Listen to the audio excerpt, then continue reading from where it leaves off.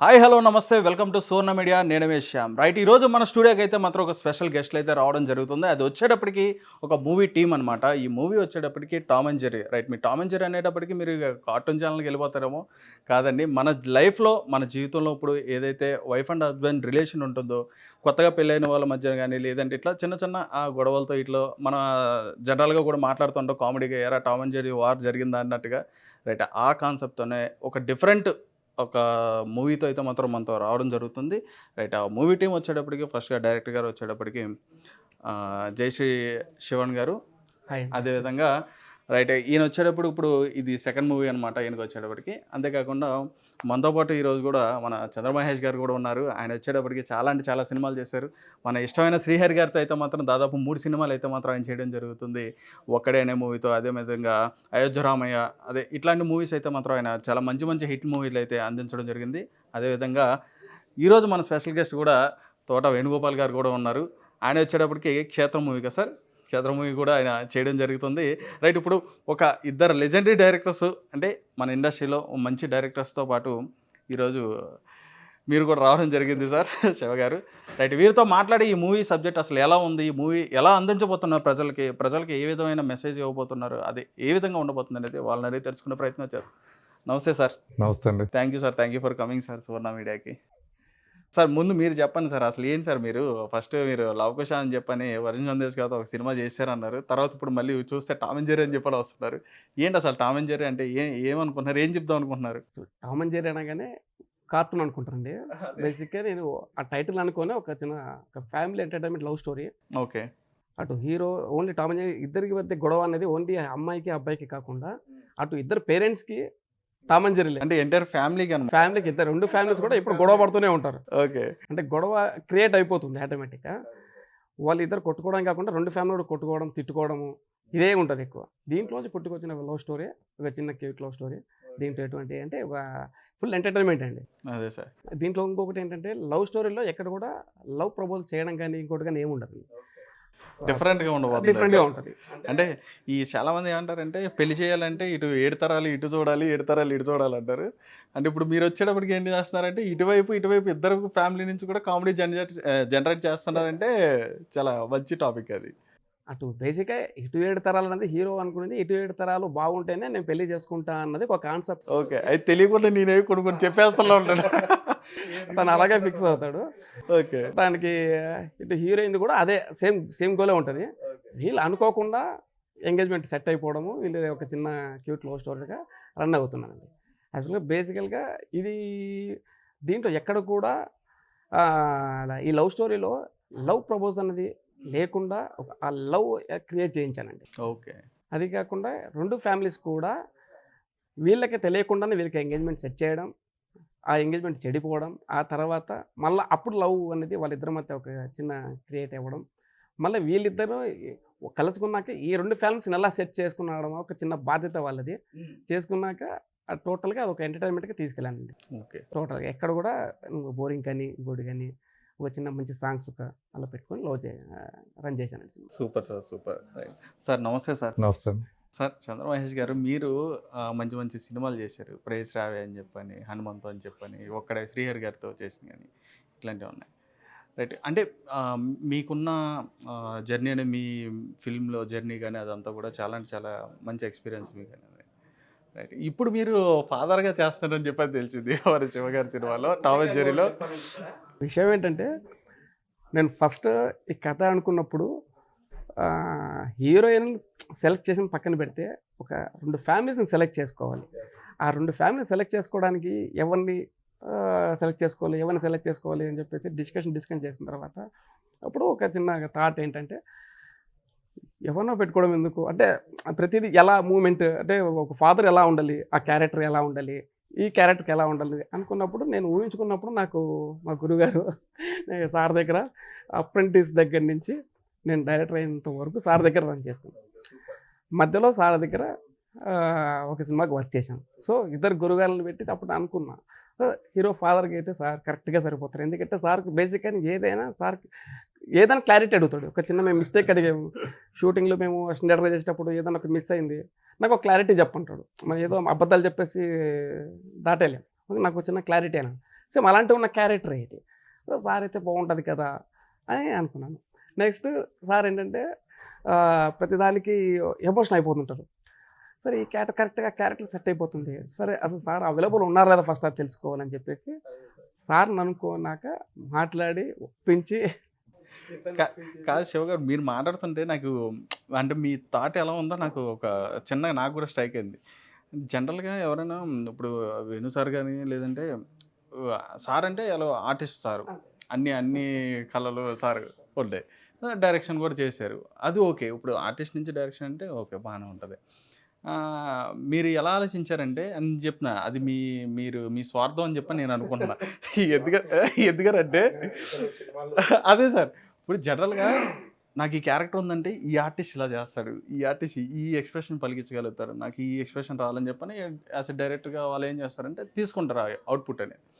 మీరు డైరెక్టర్ల చేత ఎంత మోసం అండి ఇది, డైరెక్టర్ల చేత యాక్ట్ చేయించేసి అంటే ప్రతి హావభావం అనేది కూడా డైరెక్టర్ ఫీల్ అవుతారు, మైండ్లో ఉంటుంది. అలాంటి మీరు స్క్రీన్ మీదకి తీసుకొచ్చేసారు. అంటే సార్ ఎలా మాట్లాడతాడు, సార్ ఎలా ఉంటారు, సార్ టోటల్గా నాకు అంటే ఇండస్ట్రీ వచ్చిన దగ్గర నుంచి నేర్చుకున్న సార్ దగ్గరే ఎక్కువ జర్నీ చేశాను. సార్ ఏ టైంలో ఎలా ఉంటారు అంటే మామూలు టైంలో ఎలా ఉంటాడు, ఏదైనా చిన్న మిస్టేక్ అయితే ఎంత రేస్ అయిపోతారు. మేము అప్పుడు వర్క్ చేసేటప్పుడు కూడా మామూలుగా ఎంత కూల్గా ఉంటారు, చిన్న మిస్టేక్ చేస్తే అది ఎంత ఎమోషనల్ అయిపోతుందో తెలుసు. అలాంటి ఉన్న క్యారెక్టరే సార్ని. సార్ అంటే నేను ఊహించుకున్నా కూడా అది అవ్వదు. అదే సార్. సార్ మీరు చెప్పండి సార్, ఎలా ఉంది సార్ మీకు ఫస్ట్ ఎక్స్పీరియన్స్ సార్ ఇది? అంటే నేను ఆల్రెడీ ఒక సినిమా చేశాను సార్ నేను, ఓకే, ఆకాశంలో సగం అని, ప్రేమరాజు గారి డైరెక్టర్ దాంట్లో. ఆ సినిమా చేసిన తర్వాత నేను జస్ట్ అలా కనిపిస్తే చాలా అనేది అతను చాలా అంటే ఆ సినిమాలో అందరినీ డైరెక్టర్ని పెట్టి చేస్తున్నాను. మెయిల్ క్యారెక్టర్ ఉన్న ప్రతి క్యారెక్టర్ కూడా డైరెక్టరే, నువ్వు జస్ట్ అలా కనిపిస్తే చాలు అని తీసుకెళ్ళి అలాగని చెప్పి ఒక ఆల్మోస్ట్ పెద్ద క్యారెక్టర్, ఒక హీరో లాంటి క్యారెక్టర్ ఏం చేశాడు నాతో ఆయన. నాకు తెలియకుండా కానీ ఏం చేశాడు ఆయన. ఆకాశంలో సగం అండి. ఆకాశంలో సగం సార్, ఓకే, చూడాలి సార్. అది యండమూరి వీరేంద్రనాథ్ గారి నవల, అనైతికమైన నవల. ఆ తర్వాత అది ప్రివ్యూ షో వేస్తే యండమూరి వీరేంద్రనాథ్ గారి సినిమా చూసి ఆయన ప్రెస్ మీట్లోనూ తర్వాత TV9 లైవ్ ఛానల్లో గట్రా ఏమన్నాడంటే, నేను అంతమంది కథలు రాసుకునేవాడిని, ఆ కథలకి హీరోలు వచ్చి యాక్ట్ చేసేవారు, కానీ ఈ సినిమాకి అతని కోసం ఈ కథ, ఇతని కోసం అతను ఈ కథగా అన్నట్టు ఉంది.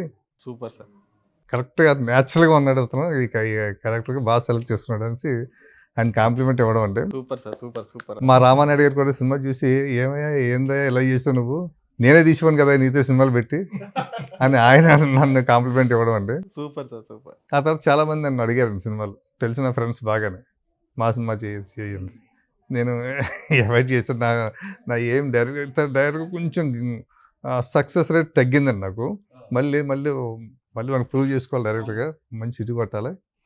దాంతో నేను ఈ పక్కకు వచ్చి నేను నా కథల మీద ఉండగా మళ్ళీ మా శివ వచ్చాడు, లేదు సార్ మీరు చెయ్యాలంటే చెయ్యాలని పట్టి కూర్చోడు. ఇంకా దాంతో ఇంకా కాన్ఫిడెంట్ పొజిషన్లో ఇంకా శివకే కోసం రావడం అంటది. ఇంకా నన్ను చూపించడం అంత దాంట్లో నేను ఎలా ఉంటానో అదే. Super sir, super. Right sir, విను సార్, చెప్పండి. ఎలా సార్ మీరు డైరెక్టర్గా క్షేత్రం అనే మూవీ చేశారు, యాజ్ ఏ ఆర్టిస్ట్గా మీరు చాలా సినిమాలు చేశారు, మీరు దాదాపు చాలా సినిమాలు చేశారు, మీరు మంచి సినిమాలు మంచి క్యారెక్టర్స్ చేశారు. రైట్, మరి శివ గారు వచ్చి మరి మిమ్మల్ని మీ సినిమాలో చేయమని చెప్పనేటప్పటికి అంటే ఆర్టిస్ట్గా ఓకే సార్, మీ శిష్యుడిగా ఏమనుకున్నారు సార్? శివ గారు రాలేదు, నాకు ఫోన్లో మాట్లాడారు. దొరికిపోయారు అయితే. ఫోన్ చేసి గురుగారు మామూలుగా సార్ అంటాడు, ఒకసారి ఇట్లాంటి అప్లికేషన్ అయ్యేటప్పుడు గురుగారు అలా వేసాడు అనమాట.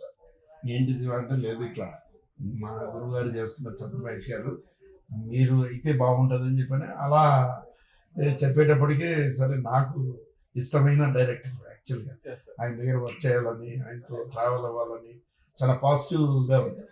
ఆయనతో రంగానే ఓకేది. కథ కూడా నేనేమి వినలేదు. హీరోయిన్ ఫాదరు కొంచెం ఫేర్గా ఉంటుంది అమ్మాయి, నగ్మలాగా బాగా అందంగా ఉంటుంది.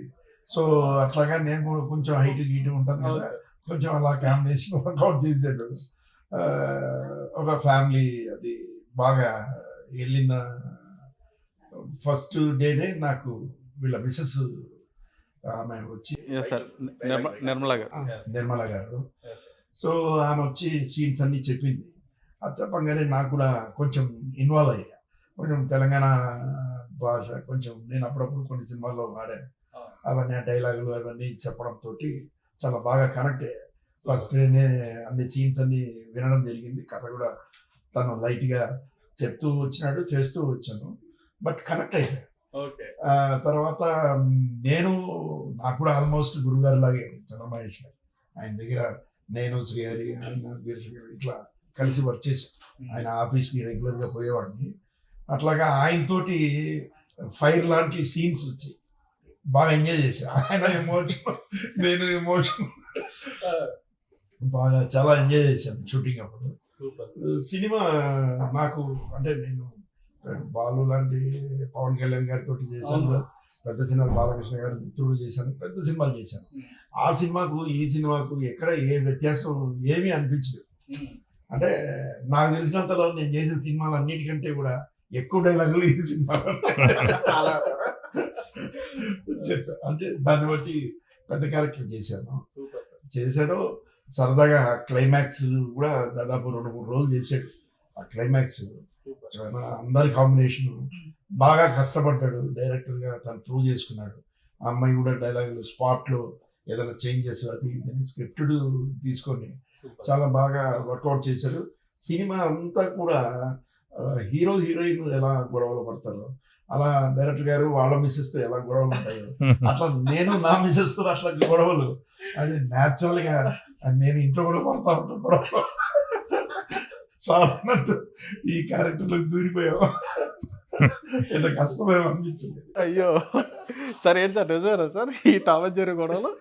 అంటే సరదాగా ఉంటాయండి గొడవలన్నీ.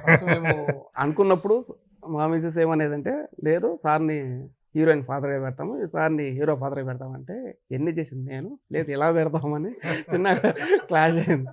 ఒక రోజంతా డిస్కషన్ జరిగింది. లేదంటే అంటే తనకి సార్తో ఎక్కువ జర్నీ చేయలేదు కదా, ఆ క్యారెక్టర్లో సార్ చూసినప్పుడు అలా అనుకున్నాను.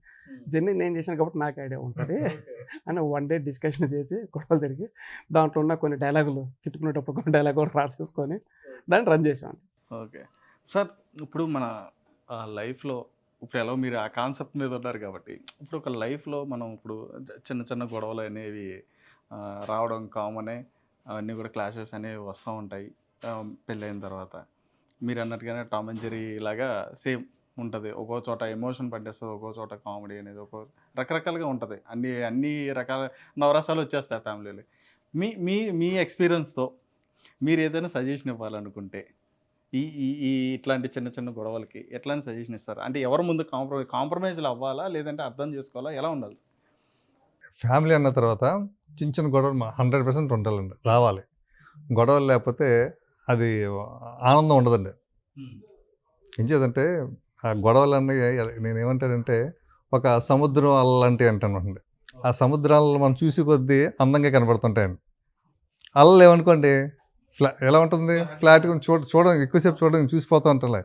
అలలు ఉన్నాయనుకోండి అది చాలా అందంగా ఉన్నట్టు, ఆ సంసారం చాలా బాగున్నట్టు లెక్కండి. అంటే భర్తకు భార్య మీద ఎప్పుడైతే విపరీతమైన ప్రేమ ఉంటుందో అప్పుడే చిన్న చిన్న అలకలు ఉంటాయండి. ఓకే, అలలాగా వచ్చి